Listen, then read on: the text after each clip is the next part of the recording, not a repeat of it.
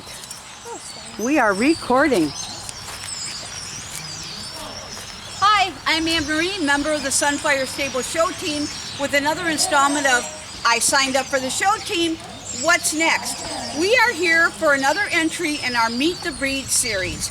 Brooke is here with this very handsome gentleman, and she is going to tell you a little bit about this guy. So this is Booster, and he is a Pinto. Pintos are color and breed. So he is a Tobiano Pinto, which is their white on top of their coloring, and he is a chestnut color that adds the white on to create his spots. So he has lots of areas that are brown and white. If he were speckled, he'd be an Appaloosa. He's actually a Pinto, not a paint. The paint is a registered American thoroughbred or a quarter horse. Exactly. So. Exactly.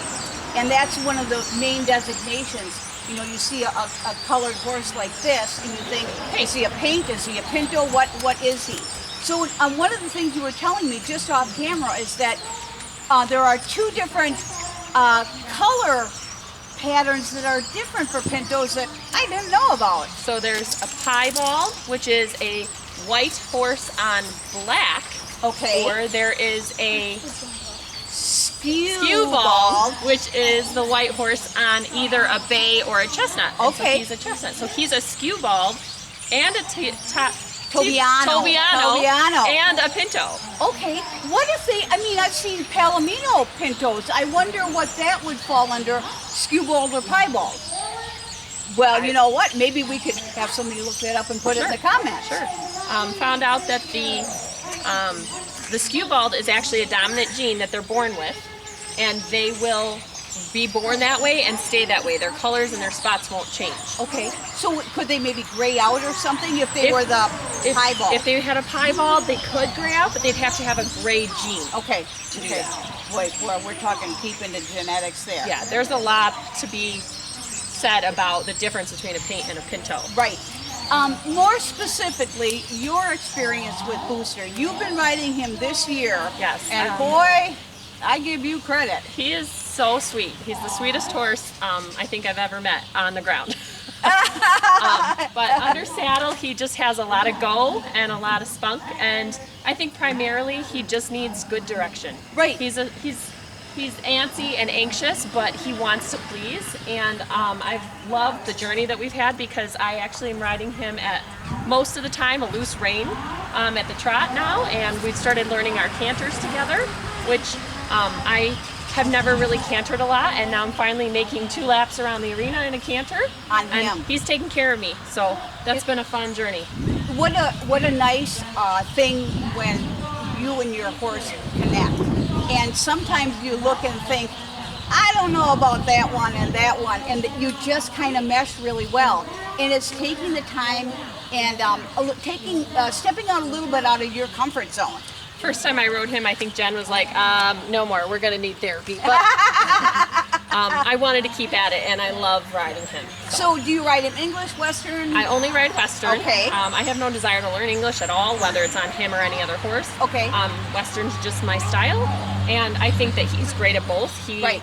He is forward, so English is great for him, but he's learning in the Western saddle to be more relaxed, right, and to carry himself a little quieter and a little slower, which is hard for him, but he does it. Right. So. Well, I think that that helps you as it helps you help him help you. That if you are more comfortable in your saddle and what you're riding with, that helps him, feel your energy and your vibe. So. Well, and that is one thing, is that horses calm me, and so even if he's acting sporadic, I'm very calm on him, and I can keep my seat.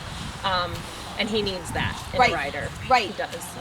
Does he have any special quirks, any little things that he doesn't know how to stand still. Okay. And believe it or not, under saddle, he doesn't stand still. Right. He loves to paw with his feet and do funny things. I know they're talking about making him do dressage, which I think he'd be very good at. Oh, yes. He also has some anxiety about obstacles when you're on saddle. Okay. So we actually, on Monday, he kissed the cow. He did? He did. It took other riders 8 to 10 seconds. It took him 48, but he did it. So we got up to the cow and he actually put his head down and did it. So You did? he's learning to trust me. You know, that, when you're working with an animal this big, trust is a huge part of the connection. And you don't always think about it. You know, what do you mean trust? What do you mean trust? You're getting on this big horse and you have to trust that when you pull back, he will stop. And he has to trust that you're not going to walk him into a tree or an electric fence. So, And he's very, very gentle. Sometimes you need the rein contact because he thinks, I just want to go. I know what Right. to do. But Right. he will follow body direction without rein. Wow. He really will come to a stop just by you changing your body mechanics and asking him properly. He's a good boy. he's had a really nice journey here. He has really come from, you know, a zoomy in the pasture to a very well behaved horse here. He's all prepped for, he had a bath this afternoon. I think he wants a little bit of fly spray here. Yeah. So, anything else to add? No, other than when you talk about fly spray and sunscreen, light colored horses, as he is, they can get sunburn. Yes. And he actually was sunburned this summer, and so he ended up peeling wherever he's white. Oh. And then they also, I think, tend to be a little more sensitive in the noggin.